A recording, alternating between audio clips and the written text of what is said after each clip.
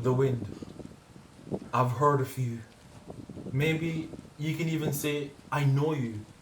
How you sojourned in the cold of the northern coast, dive into the warm oceanic air of the Antilles, and meditate in the cool of the Pacific. Yet, every time when I hear you're coming, your aura makes the bells chime, and I feel you from a distance. My bare mortal body cannot resist your chill. But like the wind, I can never catch you.